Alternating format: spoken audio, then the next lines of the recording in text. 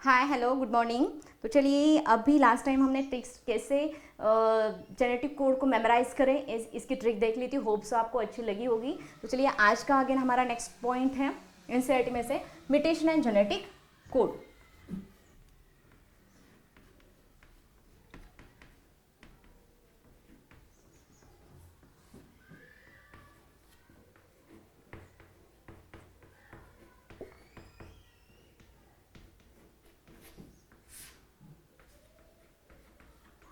Mutation and genetic code, ठीक है। अब चलिए, म्यूटेशन ऑलरेडी हमने ना इसके पहले molecular base of genetic base of inheritance में ऑलरेडी मैंने आपको बहुत डिटेल में समझाया था। बट चलिए कोई बात नहीं, इस टॉपिक में अगेन ये पॉइंट रिपीट हुआ है। चलिए, ये बहुत ही इंपॉर्टेंट है समझना। डिटेल में नहीं देखेंगे, बट यहाँ जो भी पॉइंट फोकस किए हैं उसके बारे में हम इन डिटेल देखेंगे। तो चलिए, फर्स्ट म्यूटेशन होता क्या है, what is mean by mutation. Definition सबको पता होनी चाहिए। सडन चेंज किसमें, सडन चेंज इन हेरिडिटी। अब हेरिडिटी में क्यों चेंज होता है, क्योंकि उसके जीन में चेंज होता है, इसकी वजह से, ठीक है। अब जीन में म्यूटेशन क्रिएट होता है। म्यूटेशन तो बहुत सारे टाइप्स के हैं, और म्यूटेशन ये ऑलवेज हार्मफुल होता है ऐसे नहीं। म्यूटेशन में भी यूजफुल भी हो सकता है, क्योंकि म्यूटेशन है तब भी तो वेरिएशंस क्रिएट हो रहे हैं, तब भी तो नेक्स्ट प्रोजेनी में जो भी चेंजेस आ रहे हैं अच्छे वाले म्यूटेशन की वजह से आ रहे हैं। मे भी कुछ डिसीज भी क्रिएट हो रहे हैं लाइक सिकल सेल एनीमिया, वो म्यूटेशन की वजह से क्रिएट हो रहे हैं। बट चलिए, म्यूटेशन ये ऑलवेज हार्मफुल नहीं होता, इट इज ऑल्सो यूजफुल, ठीक है। तो चलिए next, sudden change in heredity is called as a mutation, और किस में होता है, जीन में चेंज होता है। तो चलिए, नेक्स्ट पॉइंट हमारा मेन है, that is types of mutation. कौन से हैं टाइप्स ऑफ म्यूटेशन। तो चलिए, एक्चुअली हमें क्या करना है, यहाँ टाइप्स ऑफ म्यूटेशन के अंदर ओनली पॉइंट म्यूटेशन देखना है। कौन सा पॉइंट म्यूटेशन, कहाँ कैसे हो सकता है point mutation. What is mean by point mutation, एक ही नाइट्रोजन बेस में चेंज, और वो भी बहुत सारे अलग अलग टाइप्स के चेंजेस हो रहे हैं। कैसे, चलिए देख लेते हैं।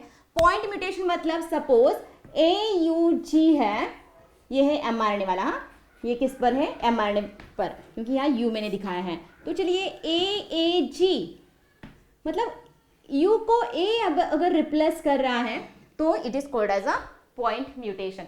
एक ही नाइट्रोजन बेस में चेंज, मे बी वो एडिशन की वजह से, डिलीशन की वजह से, सेंस की वजह से, नॉनसेंस की वजह से, मिस सेंस की वजह से, साइलेंस की वजह से। चलिए, what is mean by this terms, चलिए मैं आपको बता देती हूँ इन डिटेल में। Types of mutation, point mutation mostly substitution and frame shift mutation. चलिए, मेरे साथ ये चार्ट ड्रॉ करना है। सब्स्टिट्यूशन, इससे भी ज्यादा डिटेल मैंने जेनेटिक बेस ऑफ इनहेरिटेंस में आपको पढ़ाया है, एक बार सेशन देख लीजिए, यूट्यूब पर है। Substitution and frame shift mutation, substitution and frame shift mutation, ठीक है, ओके। अब सब्स्टिट्यूशन का मतलब क्या है, चलिए बताइए। आप एक स्पेसिफिक पेन के लिए सब्स्टिट्यूट यूज कर सकते हो। यस, आप एग्जाम के लिए जा रहे हो, आपके पास सब्स्टिट्यूट पेन होना चाहिए, बट वो में भी आपने बहुत जल्दी से एक पेन ले लिया जो कि घर में था, या दुकानदार से ले लिया फास्टली, क्योंकि एग्जाम के लिए बहुत देर हो चुकी है, बहुत टाइम कम है, फटाक से ले लिया। बट चलिए, आपके पास ये पेन है, चलिए मैं एक लेती हूँ पेन, ठीक है, ओके। ये पेन है, ठीक है, दुकानदार से आपने ये पेन जल्दी में ले लिया, या घर से ले लिया, आपके भाई से या बहन से ले लिया। आपने देखा नहीं वो चलता है या नहीं, लेकिन एग्जाम में चलते ये पेन बंद हो गया। ये पेन क्या हो गया, बंद हो गया। आपको पता है आपके पास दूसरा पेन है, आप घबराओगे नहीं, ये पेन यूज करोगे। ये पेन क्या करोगे, आप यूज करोगे। चलिए, ये चल रहा है तो ठीक है, नहीं चल रहा है तो क्या, पेपर में आपका जो भी क्वेश्चन है वो आधा रह जाएगा। आपको उसके लिए क्या सब्स्टिट्यूट यूज करना पड़ेगा, दूसरे फ्रेंड से पेन लेना पड़ेगा। वो पेन का जो भी इंक का कलर है वो मैच होता है नहीं होता है, वो तो बहुत अलग अलग तरीके के किससे क्रिएट हो जाएंगे, ठीक है। मतलब एक के जगह दूसरा जब आप यूज करते हो it is called as substitution. Substitution भी अलग अलग टाइप के हो सकते हैं। चलिए आप इसके लिए ये आपके खुद का पेन यूज कर रहे हो, बेस्ट सब्स्टिट्यूशन। नहीं लिख रहा है, फ्रेंड का पेन यूज कर रहे हो, सेकेंड सब्स्टिट्यूशन। उसका भी नहीं लिख रहा है, टीचर्स ले लोगे, थर्ड सब्स्टिट्यूशन। मतलब सब्स्टिट्यूशन भी अलग अलग टाइप के हो सकते हैं। तो चलिए next, substitution mainly divided into three types, mainly divided into three types, that is silence mutation, silence mutation, substitution mutation, substitution mutation, silence mutation, then silent भी लिख सकते हो आप, then missense mutation, missense mutation, and third nonsense mutation, third क्या, nonsense mutation। अब इसका मतलब क्या है, तो चलिए मैं बता देती हूँ। आपका ये पेन बंद हो गया, आपके पास दूसरा पेन खुद का था, तो चलिए आपको कोई भी प्रॉब्लम क्रिएट नहीं हुआ, आपको ज़्यादा फियर भी नहीं हुआ। चलिए मेरे पास पेन है, तो चलिए ये पेन बंद हो गया तो कोई बात नहीं, मेरा खुद का पेन है, तो चलिए मैं अगेन एज इट इज लिखना शुरू कर दूंगी। मतलब कोई फर्क ही नहीं पड़ा, आपका एक पेन बंद हो गया है, तो it is called as silent mutation. फर्क नहीं पड़ रहा है उसके लिए, साइलेंट और साइलेंस, साइलेंट और साइलेंस म्यूटेशन। फॉर एग्जाम्पल चलिए अभी मैंने यहाँ एक लास्ट कॉलम में यहाँ क्या लिखा था, यहाँ कौन सा ये कॉलम है, वैलिन का। कोई भी ले सकते हो, मैं वैलिन का एग्जाम्पल ले रही हूँ क्योंकि मुझे वो याद रहता है। यहाँ जी है, यहाँ यू है, तो G U G U G U G U U C A G. चलिए इस तरह से ये ध्यान में रखना है, ठीक है। अब चलिए यहां क्या होता है, U A G U A C, okay, ये एन जी। चलिए यहाँ जी था और उसने ए को रिप्लेस कर दिया, बट कोई फर्क पड़ा जेनेटिक मेकअप में? नो। तो चलिए ये एक्चुअली म्यूटेशन होता कहाँ है, डीएनए पर। डीएनए क्या तैयार कर रहा है, एमआरएनए तैयार कर रहा है। तो ये सीक्वेंस किस पर प्रेजेंट होता है, एमआरएनए पर प्रेजेंट होता है। तो पहले क्या था, इसका डीएनए का टेम्पलेट कौन सा होना चाहिए, सी सी सी, ये क्या होना चाहिए, ए, ये क्या होना चाहिए, सी। ठीक है, क्या बोल रही हूं, सपोज ये है डीएनए, समझ में आ रहा है कुछ? चलिए ये डीएनए का टेम्पलेट है, इसका दूसरा स्ट्रैंड कौन सा होना चाहिए, जी टी, ये क्या होना चाहिए, जी। ठीक है, अब इसमें से ये वाला जो है ना वो इसको सिंथेसाइज करेगा, किसको, एमआरएनए को। तो ये रहा एमआरएनए वाला सीक्वेंस, ये कौन सा रहा, एमआरएनए वाला सीक्वेंस। ठीक है, अब यहाँ ए को यू कोड कर रहा है, अगर यहाँ ए की जगह सी भी आया तो एक्चुअली ये यहाँ कौन सा क्रिएट करेगा, सॉरी ये तो एज इट इज सेम ही रहेगा, सेकेंड वाला, सॉरी खाली लास्ट वाला चेंज होना चाहिए। सी की जगह यहाँ आप लिख रहे हो जी, ठीक है, तो यहाँ क्या होगा, सी होगा। तो ये अगर जी यू जी, पहले था क्या, जी यू जी, अब क्या बना, जी यू सी बना। ठीक है, मतलब कोई फर्क नहीं पड़ता, ये दोनों भी किसको कोड कर रहे हैं, वैलिन को। चलिए यहाँ थर्ड बेस पेयर में चेंज भी हो गया, डिजेनरेसी ऑफ जेनेटिक कोड भी कह सकते हो आप, बट यहाँ कोई भी चेंज अमीनो एसिड के सीक्वेंस में नहीं हो रहा है, तो it is called as silence mutation. चलिए हो रहा है बट कोई फर्क नहीं पड़ रहा है, it is called as a silence mutation, it is called as a silence mutation. Missense mutation का बेस्ट एग्जाम्पल है sickle cell anaemia, sickle cell anemia. Sickle cell anemia is a best example of missense mutation. It is also called as a point mutation भी आप बोल सकते हो। But यहाँ क्या होता है, यहाँ क्या होता है, यहाँ GAG को रिप्लेस कर रहा है GTG। कौन किसको रिप्लेस कर रहा है, चलिए ये फर्स्ट मतलब फिफ्थ टॉपिक में है sickle cell anaemia in detail. चलिए डीएनए पर कौन सा है, एमआरएनए पर कौन सा होना चाहिए और उसका अमीनो एसिड कौन सा होना चाहिए, GAG replaced by GTG, replaced by GTG। तो चलिए यहाँ A को T रिप्लेस कर रहा है, A को T रिप्लेस कर रहा है, मतलब A क्या है, प्यूरिन, T क्या है, पिरिमिडिन्स। कौन किसको रिप्लेस कर रहा है, purines are replaced by pyrimidine, purine are replaced by pyrimidine, correct ना। तो चलिए it is called as transversion, transversion, ये मैंने ऑलरेडी पढ़ा है डिटेल में, ट्रांसवर्जन। अगर चलिए कुछ केसेस में मिससेंस में ये भी हो जाता है purines are also replaced by purine या pyrimidine are also replaced by pyrimidine, ये भी हो सकता है। बट चलिए that type of mutation is called as transition, it is called as transition, it is called as a transition. समझ में आ रहा है?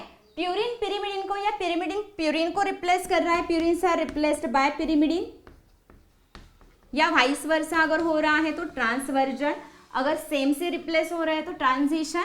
और मिससेंस मतलब ये आगे जाके बहुत ही हार्मफुल डिसीज क्रिएट करेगा जिससे डेथ भी हो सकती है, it is called the missense mutation, missense mutation. अब नॉनसेंस म्यूटेशन का मतलब क्या है? नॉनसेंस मतलब म्यूटेशन होने की वजह से प्रोटीन सिंथेसिस क्या हो जाता है? स्टॉप हो जाता है। फॉर एग्जाम्पल UAA, ये क्या है? स्टॉप है। UAG भी स्टॉप है, और कौन सा? करेक्ट, UGA भी स्टॉप है, ठीक है। तो चलिए यहां मैंने अगर लिख लिया UGG, ये नॉर्मल था, ये क्या था? नॉर्मल था, तो यहाँ प्रोटीन सिंथेसिस कंटिन्यू होगा। बट चलिए UAG के अलावा सपोज यहाँ UGA आ गया, क्या आ गया? UGG के अलावा थर्ड वाला चेंज हो रहा है, UGA आ रहा है, तो क्या होगा? प्रोटीन सिंथेसिस कंटिन्यू होने की वजह से अलावा क्या हो जाएगा? ये स्टॉप हो जाएगा। Hence it is called as a nonsense mutation. मतलब जब म्यूटेशन होने की वजह से प्रोटीन सिंथेसिस बीच में ही स्टॉप हो जाता है, बीच में अगर प्रोटीन सिंथेसिस स्टॉप हो रहा है तो वो नॉर्मल प्रोटीन नहीं बनेगा, नॉर्मल प्रोटीन नहीं बन रहा है तो हमें प्रोटीन की डेफिशिएंसी होगी, तो it also leads a specific disorder, abnormality, और इसकी वजह से मे बी डेथ भी हो सकती है। सपोज हीमोग्लोबिन में ही ऐसे हुआ तो हीमोग्लोबिन पूरा का पूरा तैयार नहीं होगा, देन हमें डेफिशिएंसी महसूस होगी, then again it leads to different types of anaemia. Anaemia, sickle cell anaemia, बहुत सारे अलग अलग टाइप के एनीमियाज हैं, ठीक है, तो वो क्रिएट हो जाएगा। मतलब ऐसे कोई भी प्रोटीन में हो सकता है नॉनसेंस म्यूटेशन। तो चलिए सब्स्टिट्यूशन का मतलब क्या है? एक ही जगह पर जो भी नाइट्रोजन बेस है वो चेंज होने की वजह से may be silence mutation create हो सकता है, मतलब कोई फर्क नहीं पड़ रहा है। मिससेंस मतलब ये डिसीज क्रिएट कर रहा है, मे बी ट्रांजिशन या ट्रांसवर्जन की वजह से। Sickle cell anaemia is an example of transversion में, मिससेंस में substitution, point mutation. Then nonsense मतलब स्टॉप हो रहा है पॉइंट म्यूटेशन होने के बाद, it is called as nonsense mutation. अब फ्रेम शिफ्ट होता क्या है? What is mean by frame shift mutation? Due to the deletion और addition, due to the deletion और addition of nitrogen base, nitrogen base के डिलीशन और addition की वजह से अगर कोई डिसीज क्रिएट हो रहा है तो it is called as a frame shift mutation. तो चलिए हमारे टेक्स्ट बुक में जो एग्जांपल दिया है वो देख लेते हैं। राम हैज, चलिए मैं कंटिन्यू लिख देती हूँ, राम हैज रेड कैप। कोई भी एग्जांपल लिख सकते हो आप, जो एग्जाम्पल एनसीईआरटी में दिया है वो मैंने लिया है, ठीक है। Ram has red cap. तो चलिए ये था हमारा mRNA का 5 to 3 प्राइम वाला सपोज एक नाइट्रोजन बेस का सीक्वेंस है। अब इसको हमें क्या करना है? ट्रिपलेट के अंदर अरेंज करना है।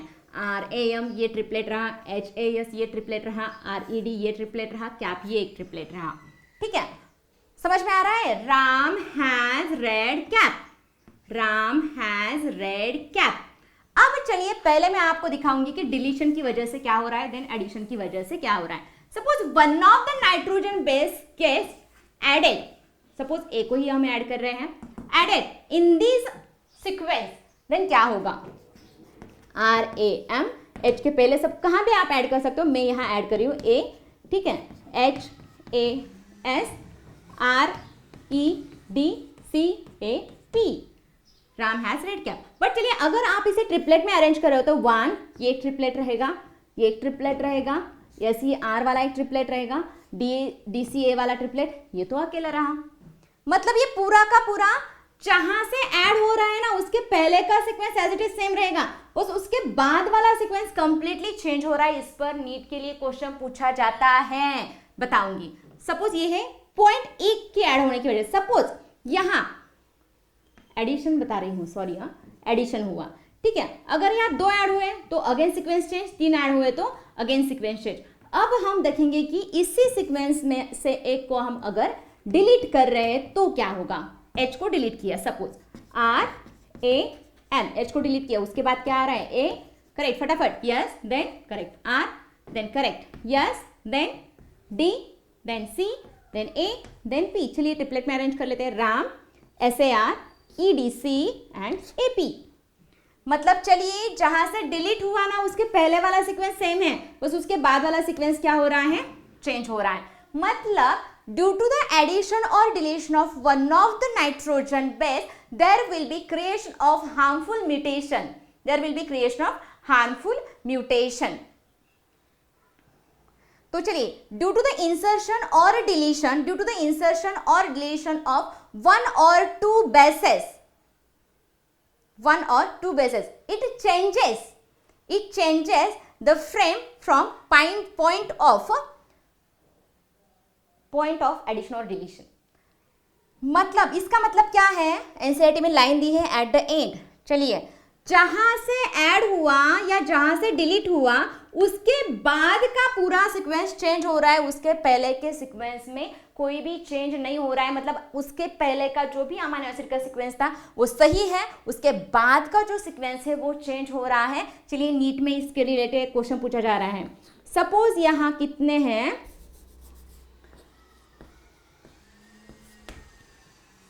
ठीक है, 999 क्या है, अमाइनो एसिड्स है, सॉरी नाइट्रोजन बेस लिख देती हूँ यहाँ में, नाइट्रोजन बेस है। कितने, नाइट्रोजन बेस। अब चलिए इसके कितने अमाइनो एसिड्स होंगे, how many amino acids are form from this. चलिए नाइट्रोजन बेस इतने हैं तो ट्रिपलेट कितने बनेंगे, डिवाइडेड बाय 3 अमाइनो एसिड्स बनेंगे, 333 अमाइनो एसिड बनेंगे। अगर सपोज इसके 901 में अगर म्यूटेशन हुआ, 901 में अगर म्यूटेशन हुआ, मतलब सपोज ये डिलीट हुआ, 901 वाला अगर यहां से डिलीट हो रहा है तो क्या होगा। तो यहां कितने अमाइनो एसिड्स में अल्टरेशन क्रिएट होगा, कितने कोडॉन्स में अल्टरेशन क्रिएट होगा। तो इसके पहले वाले 900 में कोई भी प्रॉब्लम क्रिएट नहीं होगा, मतलब 300 अमाइनो एसिड तो सेम सीक्वेंस में रहेंगे। अब अल्टरेशन कितनों में होगा, 33 divided by 300, that is 33 amino acids get altered, 33 amino acids get altered. समझ में आ रहा है मैं क्या बोल रही हूँ। सपोज नीट में ये क्वेश्चन ऑलरेडी पीवाईक्यूज में आ चुका है। सपोज 999 नाइट्रोजन बेस है, इतना ही, ठीक है।